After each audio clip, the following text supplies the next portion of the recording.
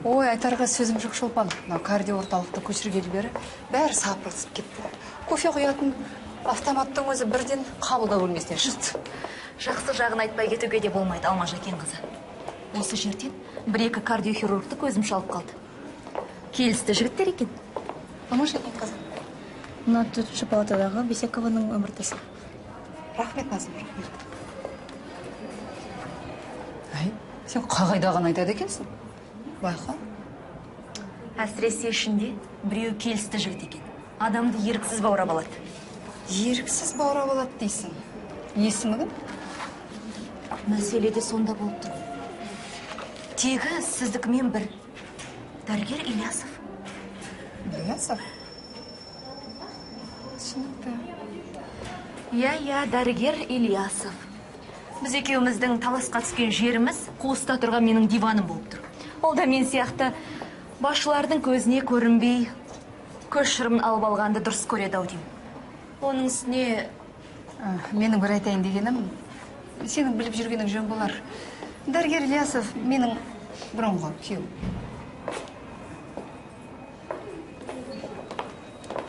Не дейсіз? Мен бірақ 5 жыл болды. Бір-бірімізбен еш байланысымыз жоқ. Енді байланыспаймыз да. Сондықтан егер сенің көңілің құлап жүрсе, маған қарамай ақ қой. Мен үшін Ермек Ильясовтың бары да, жоғы да бәрібір. Сіз де айтады екен Алмаш Жакен қызы. Бірден айта салудың орнына... Алмаш Жакен қызы, көмектесіңізші. Не болып қалды? Сіз қалай кірдіңіз? Әйелім баламды емізуден бас тартып отыр. Тіпті баламызды қолына да алғысы келмейді. Емізуден бас тартқаны қалай? Бұл қайғылығы. Әйелім айтады, өз баламнан аллергия болды дейді. Осындайды болады екен, дәрігер. Бұған не істеуге болады? Сабыр етіңіз, уайымдамаңыз. Қазір көреміз. Жүріңіз, Жүріңіз. Қалай? Жасыл тұлпарың әлі сыр білдірмей келе жатыр ма? Ахмет Ғайалиұлы, әкетайым, сізді көргенде қуаныштымын. Кеше есімен танып қалып, осы жерден қайда бірақ шықтым. Бірақ жағдайым жаман емес қазір. Бірақ мына білесіз ғой, мына күту деген. Түсінемін, дәуір. Сен сонда әлі бойдақсың ба? Әлі ешкіммен танысқан жоқсың ба? Енді қалай танысам, ағатай, мен мүгедек емеспін, білесіз ғой. Темір жүрегі бар адам қалай мүгедек болады? Сенде ел құсап бақытты болуыңа хақың бар. Өзіңнің өміріңнің әрбір сәтін бағалай бер. Уайымдама, үмітіңді үзбей, жарай ма? Сонда мен ел жүр сияқты өмір сүре аламын ғой. Біреуді жақсы көре аламын ғой. Мына жағдайыма қарамастан. Ахмет, мен сені іздеп жүрмін. Не болып қалды? Досым, жағдай қиындап барады. Бірден істемесе болмайды. Мен осы жаңа ғана Алмамен бетпе-бет келіп қалдым. Ермек, мен Алманың енді бізбен бірге болатын берген. Бірақ бұл енді... Ахмет, Алманың осында жұмыс істеген аздай, ол емдеп жатқан қыздың ауруы да, сырқаты да тура мен қызымдікіндей болып шықты. Маған қайт дейсің енді, Ермек. Қолдан келгеннің бәрін жасадым. Білесің, сол кезден Айман құтқарып қалмады, содан бері... Ахмет, сенің ешқандай кінәң жоқ. Біз бұл туралы талай сөйлестік қой.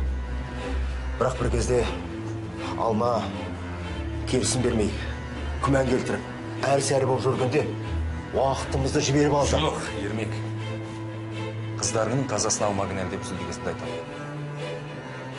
Сіздің сөзіңізге қарағанда, анасының өз баласына аллергия болуының өзі бір өзінше бір түрлі болып көрінеді. Мені де мазалайтын осы. Осы бәрі бір түрлі адам таңғаларлықтай. Кешіріңіз, жауап беріп жіберейін. Кәсіпкер әріптесім ғой. Иә, Алло. Мен қазір бос емеспін. Иә, Жандос. Бұлай айғайлама, қасында адам бар. Перзентханадамын. Бұл әзірге мүмкін емес. Иә, әрине сүйем. Тыңдашы, менің балам дүниеге келді. Жарайды, сүйдім. Көріскенше. Жақсы. Перзентханаға келген әкелердің барлығы қатты толқиды. Дәл қазір Жандос деген біреуге сүйдім деп жатсыз. Кейін бір түсінбестік болып жүрмей ме? Енді кәсіпкер әріптесім ер адам емес, әйел. Таза іскерлік қарым-қатынас қой. Сіз басқаша ойлап қала ма деп? Сіз мені несіне алдайсыз? Әйеліңіздің көзіне шөп салып жүрсіз ғой. Несін жасырайын? бұл Құран шейін уақытша нәрсе ғой. Сіз басқаша ойлап қалмаңыз. Мен әйелімді шын жүрегіммен жақсы көремін. Онда сізге әлгі жан достың не қажеті бар? Түсініңізші, мен ер адаммын ғой. Әйелім жүкті кезінде бір ауру жұқтырып алам деп қорқуыммен болды. Айттым ғой, ғаламтордан қайдағы бірдеңелерді оқып алады. Амал жоқ. Менің уақытша болса да.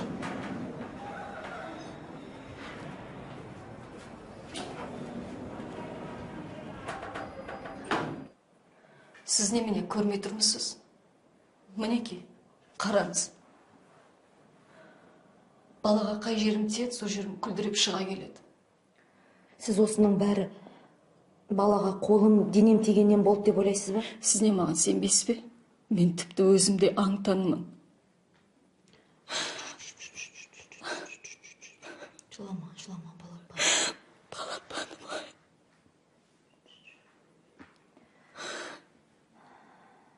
Не істеймін? Маған аллергияға дәрі беріңізші.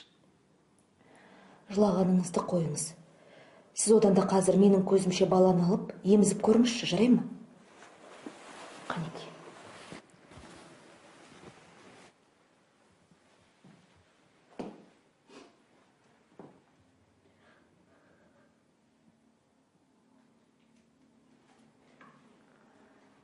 Қалай екен?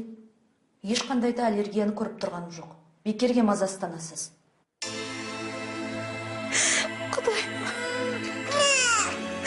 Күйдіріп барады. Алып кетіңіздерші баланы.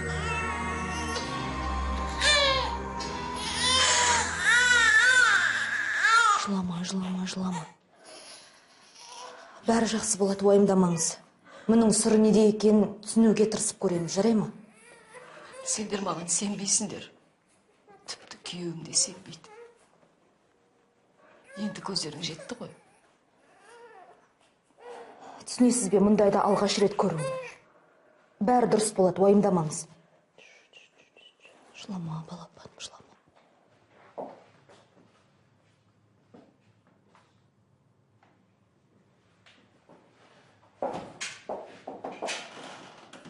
Сәлем. Сәлем. Қандай қонақ келді десеңші? Кел, төрлет, отыр.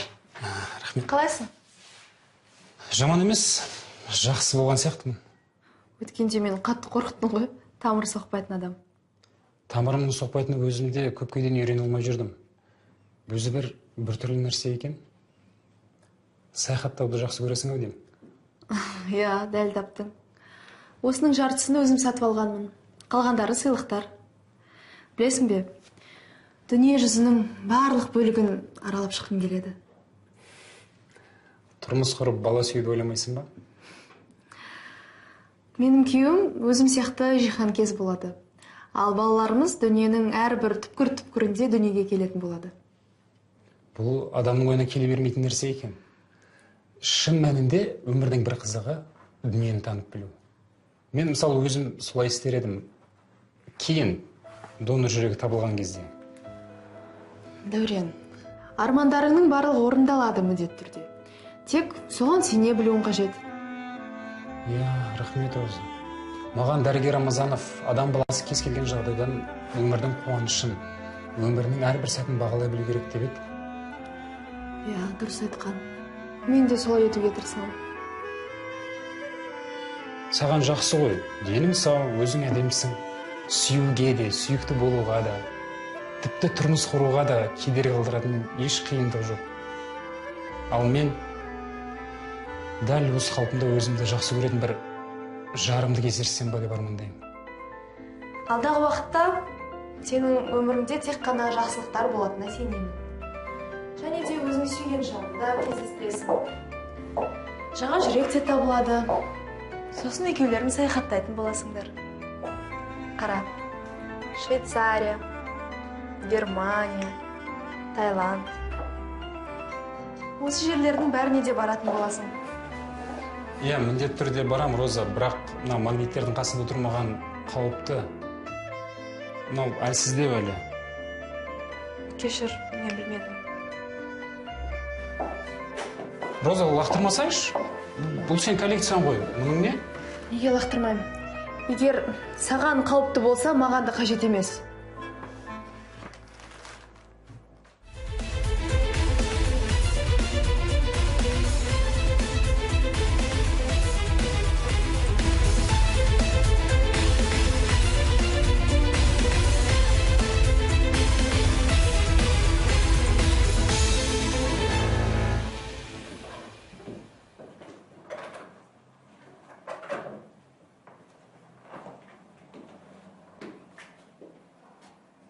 Мұндайда сұмдық жағдай болады екен, тура кинодағыдай. Баланы қолыма алып едім, денесіндегі дақтары кете бастады. Егер дәрігер болмасам, есімнен танып қалар ма едім, кім біледі.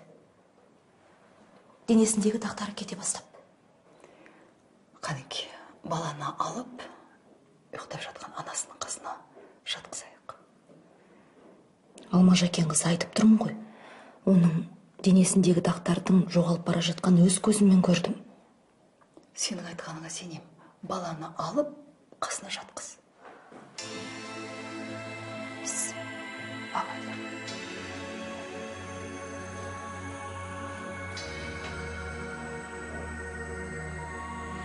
Тигіз.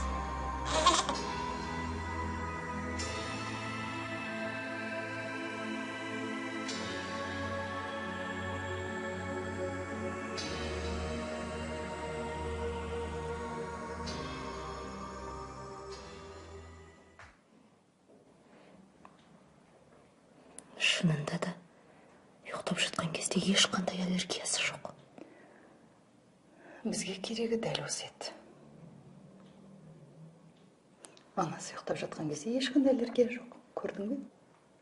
Демек, бұл жүйке жүйесінің ширығуынан болған кәдімгілік жағдай ғой. Сонда Алмаш әкең қызы бұған себеп не болды екен? Менің ойымша, бұған баланың еш қатысы жоқ. Барга оның күйеуінде. Мен оны біраз бақыладым. Олай елінің көзіне шөп салып жүр.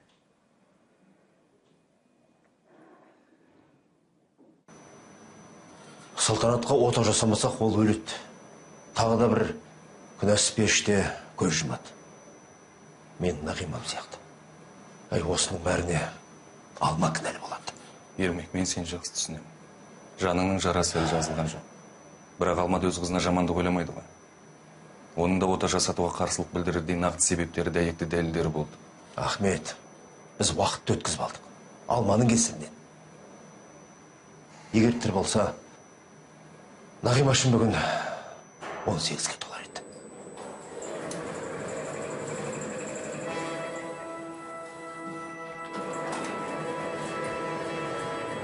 Алма, қалайсың? Көріспегелі көп болды. Есіңде болса, бір кезде сен маған, мен сені еш уақытта кешпеймін деп едім ғой. Ол кезде мен саған ештеңе дей алмадым. Сен өзің де дәрігер емессің бе, Алма? Басқасы басқа, Ермек екеуіңнің қыздарыңды аман алып қалу үшін бар күшімді салғанымды білесің. Мен ота жасатуға қарсы болғам. Нағима сенің үстелің үстінде өлді. Мен сен үшін қашанда сенің қызыңның өлімінен себепкер адам болып қалу керек. Жарайды. Менің айтайын деген мүлде басқа. Ол дәл осындай дертке шалдыққан кішкентай қыздың жайы. Біз дәрігерлерміз, Алма. Біздің арамызда қандай қарым-қатынас болса да, адамдардың өмірін арашылап қалу біз үшін басты міндет. Осыны біл. Қызыңның өліміне себеп болған жанымен ешқашан қалыспа. Жұмыс істей алмаймын. Мені қалай айыптасаң да өзің біл, Ахмет. Есуас десең де мейлі. Мен сенің бір лифтіге мінгенімнің алдар туысы болсын. Ахметтің бұл жерде еш жазығы жоқ. Ол қолынан келгенін бәрін жасады. Нағиманың өмірін құртқан бір сен бір шешімге келе алмай, әр сәрі күйде жүріп алғаның болды. Соның салдарынан уақыт өткізіп алдық. Ал енді сол қателігіңді тағы да қайталап отырсың. Егер ол өліп кетсе, ар азабын тартатын өзің боласың. Ермек, олай деуге болмайды, сабыр сақтасаңшы. Үйде берсеңдер бір-бірлерінің түбіңе жетіп тынарсыңдар.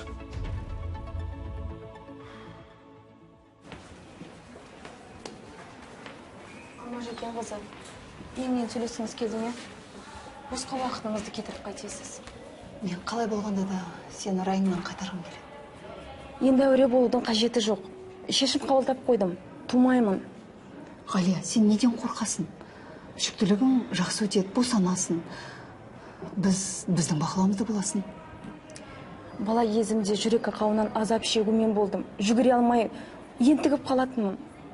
Енді ота жасағаннан кейін барлығы дұрысталып, қалпыңа келдің ғой. Бәрібір қорқамын. Ертең дүниеге келетін бала жүрек ақауымен тусайшы. Маған сенсеңші, Ғалия. Өмірге кіретін сәби жүрек ақауымен тумайтынына мен толық кепілдік бере аламын. Сонша азап шегіп, ота жасатқанымда бала үстінде өліп кету үшін жасатқаным жоқ. Жүктілігің жақсы өтіп, аман есен босану үшін біз қолдан келгеннің барлығын аямаймыз. Кез келген дені сау келіншектің қиындығын сен де көресің. Сосын өмірге сәби келеді. Бұдан артық қандай бақыт бар? Жоқ деген соң жоқ. Мүмкін болашақта бала туу туралы бір шешімге келермін. Күйеуің екеуіңнің резусы қарама-қарсы. Екінші баланың тұсында дәл қазіргідей сәттілік болмау мүмкін. Сонда қалай? Сіз бұны әдейі түсік жасатпасын деп айтып тұрсыз ба? Ғалия, мен саған түсіндірейін. Егер күйеуінің резусы оң, ал әйелінің резусы теріс болса, жүктілік кезінде әйел ағзасында резуста шарпысу болады. Ал ананың денесі қорғаныс ретінде бір өзгеше сұйықтықты шығара бастайды. Олардың қызыл қан түйіршіктері бір-біріне жабысып бұзыла бастайды. Әлемде бұл әрине сирек кездесетін жағдай, 15-20% шамасында. Алғаш жүктілік кезінде көбіне көп мұндай қиындықтар бола қоймайды. Неге? Өйткені ананың иммундық жүйесі бөгде қызыл қан түйіршіктерімен алғаш кездеседі. Ал әлгі қорғаныс ретінде пайда болған сұйықтықтар аз болады. Сол себептен дәл осы кезеңде мүмкіндігінше дені сау баланы өмірге әкелген жөн. Сонда қалай? Сіз маған мүмкіндікті жіберіп алма деп тұрсыз ба? Онда мен сені бір қызбен таныстырайын. Қайырлы күн, Роза. Біздің емделушіміз әлгі Шапалаловтың көшкен кездегі жоғалып кеткен сырқат тарихта болыпты дейді. Иә. Жоғары шығыңыз, отырыңыз, қазір тауып берейін. Жақсы болды. Тағы да амандасып қояйық, сәлеметсіз бе, Ахметғали? Дәурен, сен осындасың ба? Жай жүрсің ба? Жай Розамен сөйлескелі келіп едім. Дұрыс. Несі бар? Сендер айтатын әңгіме көп. Солай емес пе, Роза? Ахметғалиұлы, есіңізде жоқ па?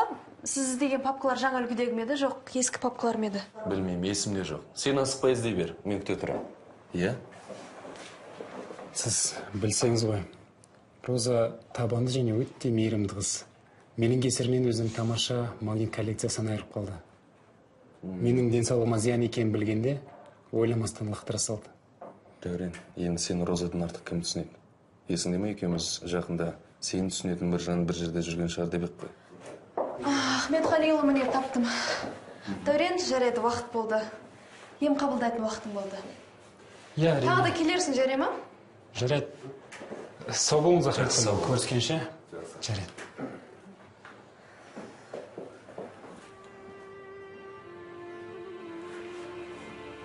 Сен неге қызарақтап тұрсың, Роза? Әлде бір нәрсеге мазасызданып тұрсың ба? Сен өжет қыз едің ғой.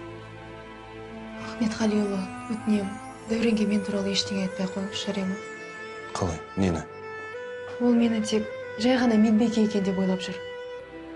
Ол менің өзіне бақталас екенімді білмей қойсыншы. Мен де донорлық жүректі күтіп жүр емеспін бе? Жарайды. Уәде беремін, ойымдама.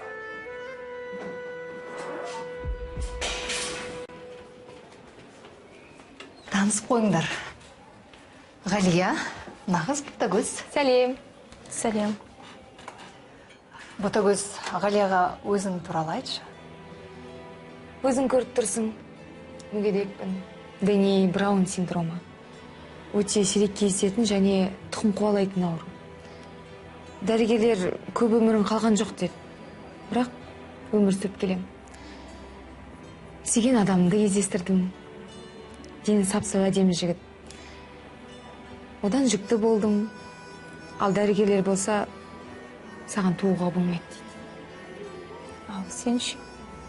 Ал мен адам болып дүниеге келген екенсің, дұрыстап өмір сүру керек деп шештім. Біз де ботагөзді бақытты ана атану үшін қолымыздан келгеннің барлығын аямаймыз. Жаман айтпай жақсы жоқ. Өзіңе бірдеңе болып қалса, немесе сәбиің кеміс боп туса, аз ғана мүмкіншілік барда қапы қалмау керек. Ал сол жаңа өмірің азапқа толы болса қайтпексің? Қажекен қызы, мен кардиологтан келген Мелбике едім. Сізді барлық іздеп жатыр. Өте ауыр халдегі бір науқасты алып келді. Шұғыл түрде ота жасату керек. Мен телефонымды тағы да кабинетте қалдырып кеттім. Қыздар, жарайды, өздеріңіз сөйлесе беріңдер, кеттік. Ермек, келдің бе? Кел отыр. Ауылдан бір әйелді алып келді. Ауырмайтын жері жоқ. Марфан синдромының кесірінен күре тамыр үзілуге шақ қапты. Бұған қоса жүрек қақпашысының жұмысында ақау бар. Мен дайынмын. Кәнеке сырқат тарихын әкел. Қан тамырларының кеңеюі мен тақырыбым. Бұл оңай нәрсе емес. Босануға келген әйелдің ішіндегі баласы 6 айлық. Босандыруға тура келеді. Өзің білесің, кесіп алуға болмайды. Жүрегіне салмақ түсуі мүмкін. Мұндай жағдай болған есімде. Екі оттың ортасында қалды деген осы. Бірақ кідіртуге болмайды. Жарайды, мен дайынмын. Мұнда тағы да бір мәселе туындап тұр. Босандырып алатын Алма Ильясов. Сәкен, қазір біздің жағдайымыз білесің ғой. Білем. Бірақ қазір менің сендердің бір-біріне қалай қарайтындарында шаруам жоқ. Қысқасы, мұнда екі жақты отаны Алма екеуінен артық ешкім жасай алмайды. Бірақ біз қалай бірге жұмыс істейміз? Олай болса, екеуіңді де жұмыстан шығарудан басқа амалым қалмайды. Сонда сендер өз қарабастарыңды ойлап отырсыңдар ма? Ал емделушінің тағдыры түкке тұрмайтын болды ғой. Сәкен, шешілмейтін мәселе жоқ. Кешірілмейтін нәрсе жоқ. Бірақ қызымның өлімі...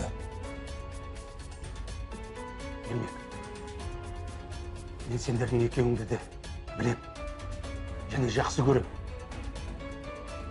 Қайғыдан қалай қан жұтқандарыңды жан жүрегімен сезем. Бірақ сендер дәрігерсіңдер ғой. Соны неге ойламайсыңдар? Жарайды. Мен отаны Алма Ильясовмен бірге жасаймын. Алма менімен сөйлесуден бас тартпағаның үшін рахмет. Әңгіме жұмысқа қатысты болады дегенсің. Өзі де солай, Астанаға ұшып барам.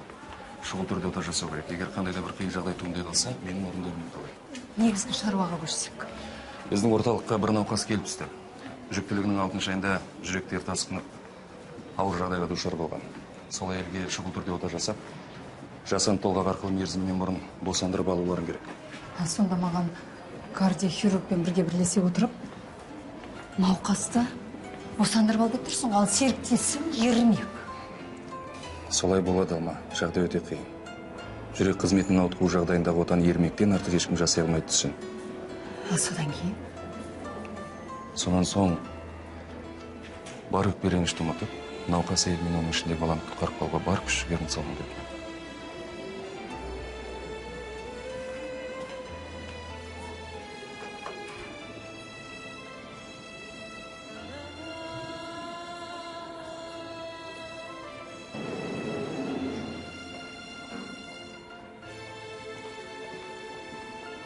Ең алдымен әрине мен дәрігермін.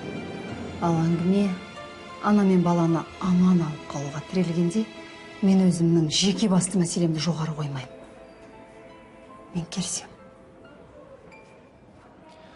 Рахмет, Алма. Мен жезқазғанда ешқашан болмаған. Өз қалаң туралы айтып берші. Жезқазған әрине Алматы емес, бірақ менің туып өскен жерім. Оның үстіне жаныма жақын адамдардың бәрі сонда. Күйеуім, ата-анам, достарым. Қандай бақыттысың. Ал менің ата-анам баяғыда қайтыс болған. Сонда қалай сен осындай халде жалғыз өзің қалай өмір сүрдің? Мүгедектігіме байланысты зейнетақы алам.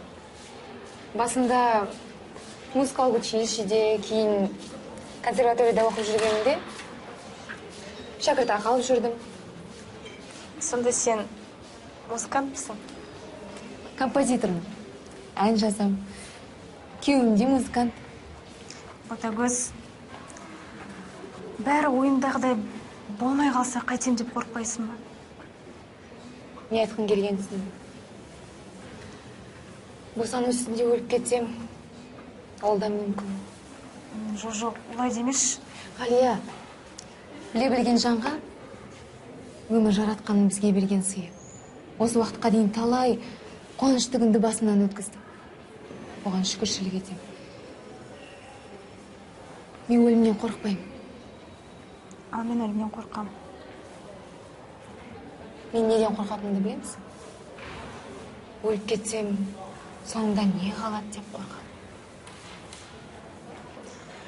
Мен тіпті олай ойламаппын да. Ал мен ылғи ойлаймын. Босану үстінде өліп кетсем, соңында ұлым қалады. Жолдасыма серік болады. Сен жылап тұрмысың? Алия, жылама. Мен шынымен де бақыттымын. Ботагөз, сен менің көп нәрсеге көзімді аштың. Шамасы мен осы уақытқа дейін дұрыс өмір сүрмеген сияқты. Барымды бағаламаппын. Еш нәрсенің қадіріне жетпеппін. Осы Ермек Ильясов қандай адам өзі?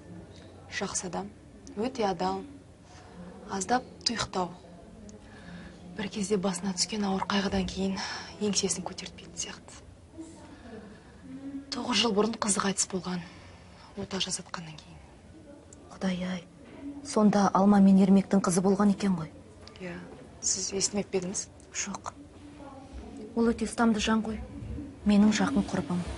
Бірақ осы уақытқа дейін оның бір кездері отбасы болғанын да білмеппін. Иә, осы жағдайдан кейін екеуі бірін-бірі жек көрген. Алма ота жасатуға қарсы болған, ал Ермек қояр да қоймастан ота жасатты. Құдай-ай, байғұс Алма. Мүмкін шынымен де ота жасатпай қоя салу керек пе еді? Қайдан білейін? Ал сіз шұғыл түрде жасалатын екі жақты ота туралы естідіңіз бе? Бүкіл аурухана айтып жүр ғой. Дәлірек айтқанда 2 аурухана. Ал сол отаны біздің Ермек Ильясов пен сіздердің Алма Ильясоваларыңыз жасайтын естідіңіз бе? Сонда қалай? Өзің айтқандай олар бір-бірін көргісі келмейтін адамдар емес пе еді? Иә, ең қиыны да сол ғой, бірақ бүкіл бөлім сол туралы шулап жүр. Соңы не болады екен деп бәрі ойлануда. Негізі Алма өте ұстамды жан ғой. Бірақ мынандай жағдайда оның қолының дірілдеуі де ғажап емес. Әйтеуір, Ермек Қаныбекұлының қолы дірілдемес екен. Білетін адамдар оны Алманың есімін естісе бітті, жын ұстайды дейді. Ой, пырмай, не болар екен? Мынау кісі сол әйелдің күйеуі ғой. Мен отаны, әлгі кім дедіңіз? Ильясовтардың жасауларына жол бермеймін. Мені бастықтарыңа апарыңдар. Сөйлесуім керек. Енді міне, қолымды күйдіріп жібереді деп бұдан былай қорықпайтын боласыз. Әрине. Енді мен өмір бойы өз баламнан қауіптеніп, қолымды дәкемен таңып жүре алмаймын ғой. Айтайын дегенім, сіз ұйықтап жатқан кезде сіздің қолыңыздың үстіне баланы жатқыздық. Сізде ешқандай аллергия жоқ. Бұл қалай? Шамасы сіз маған сенбейтін боларсыз. Сенбесеңіз Шолпан Қадырқызын шақырайық.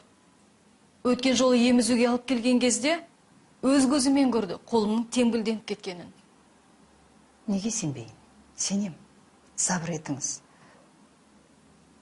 Сіздің аллергияңыздың себебі басқада жатыр. Не айтып тұрғаныңызды түсінбедім. Әдетте жүкті әйел психологиялық тұрғыдан алғанда тым кірпияз келеді. Сіздің басыңыздағы жағдайдың біз аз кездестірген жоқпыз. Сонда сіз мені өзіңді өзің аллергиямын деп сендіріп жүрсің дегіңіз кеп тұр ма? Сіздің жағдайыңыз әлде қайда күрделі.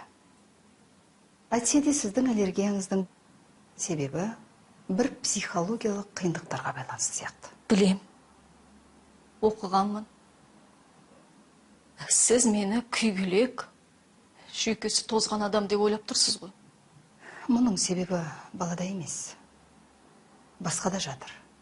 Мүмкін басқа бір адамда. Нені астарлап тұрғаныңызды түсінбедім. Турасын айтыңыз.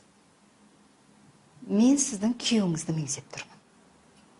Сіздің күйеуіңіз, екеуіңіздің арақатынастарыңыз жалпы дұрыс па еді? Әрине дұрыс. Ол мені жақсы көреді.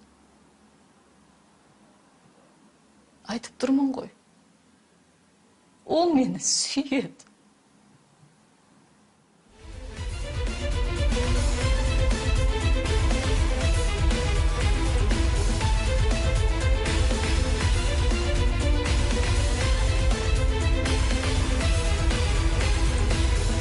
Демек, мына екеуін бір-бірін жек көретін Ильясовтар қолдарына скальпельдерін алып, менің әйелімді екі жақтан сояды екен ғой, я?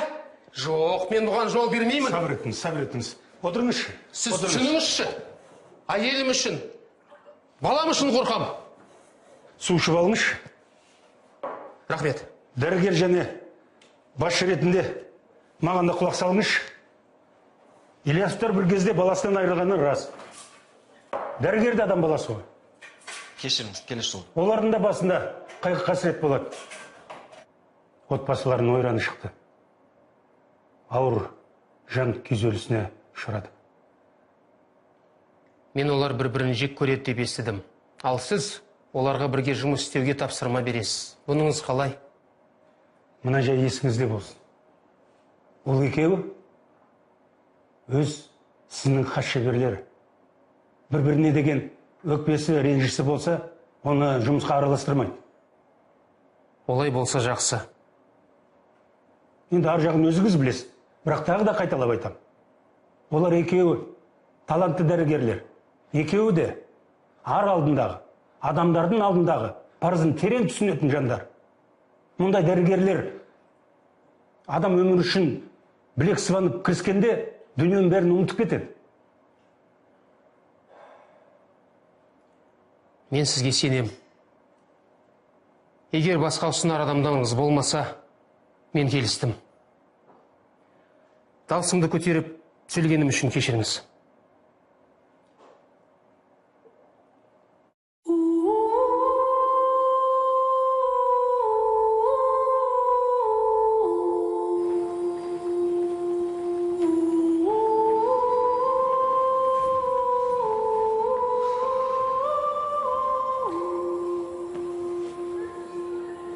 Бүгін тағы да жолым болмады деймін. Маған келмеді ме? Жоқ, саған жарамайды. Жүрек барлық жағынан сәйкес келу. Менде таңертең донорлық жүрек бар деп естігенде үміттеніп. Өкінішті. Неге екенін білмеймін, бірақ сол жүрек менікі болатын сияқты көрініп еді. Үмітіңді үзбе. Алдан тек жақсылық күт. Жарай ма? Я, бірақ күте-күте шаршап кеттім. Мен бүгін Астанаға шығуым керек еді. Ана Алма мен Ермек Ильясовтар бір шұғыл ота жасау керек болатын. Я, естігенмін. Соны ойлап тоғып тұрмын. Ота аяқталғанша жаным байыз табар емес. Жарайды, бәрі сәтімен болсын дейік.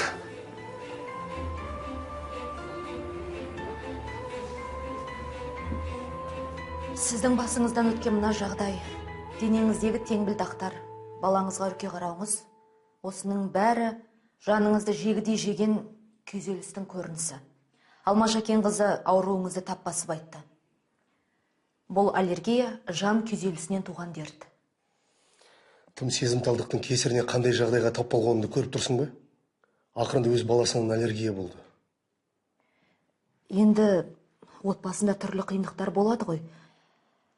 әйеліңізді жазғырғанша өзіңіз бір сәт ойланғаныңыз жөн шығар. Мүмкін ақылға келіп, отырып сөйлесетін әңгіме де бар шығар.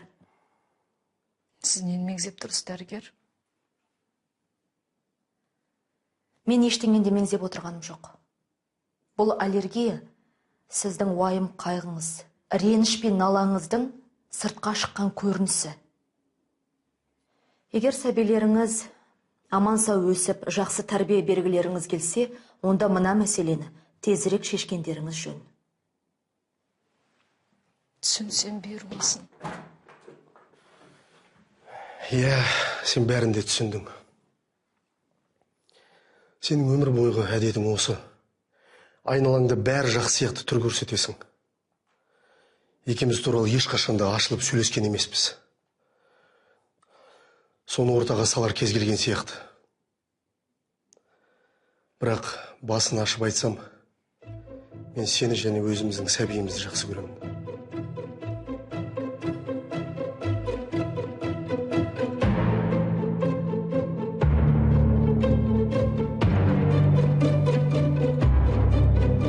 Аяқталды.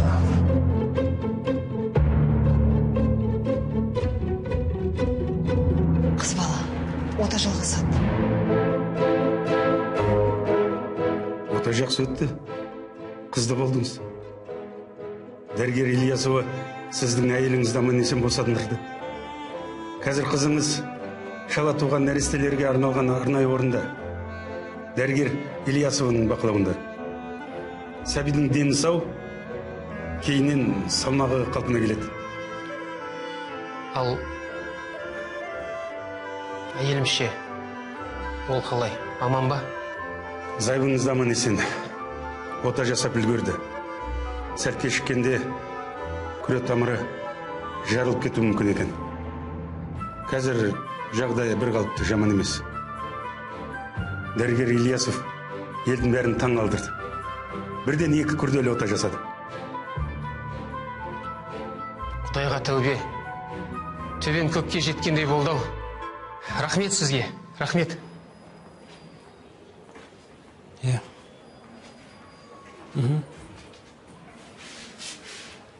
Тағы да жолым болмады.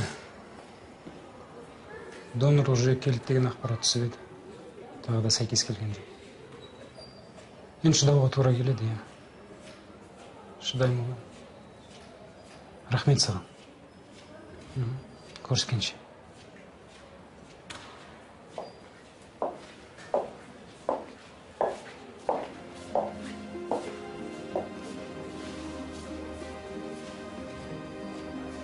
Сәлем, Дәурен.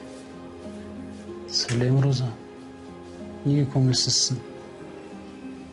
Өзіңше. Бүгін донорлық жүйе келді дегенде естідің бе? Естідім. Неге көңілсіз екенін түсінген шығарсың?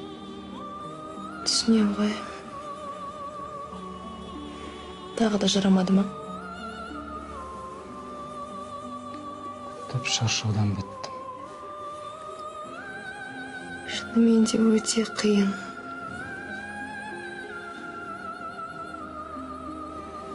Роза, сен не жылап отырсың ба? Немене? Сен маған уайымдап отырсың ба? Әрине уайымдаймын. Сені қатты түсінемін. Роза, саған өте риза боламын. Сен ерекше адамсың. Иә, маған ерекше болмасқа амал жоқ. Ал енді бәрін де білесің. Тек кешір аласың ба білмеймін. Бізге баяғыдан сөйлесу керек еді. Сен ашып айтқан соң жеңілдеп қалдым ғой. Кешірші мен ақымақты.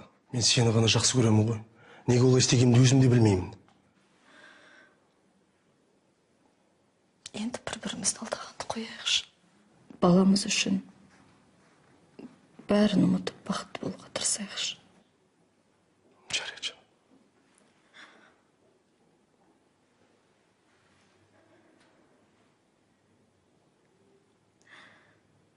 қасы мен мұрны саған тартқан.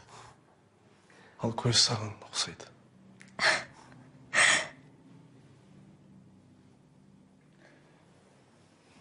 Қане алшы өзіне.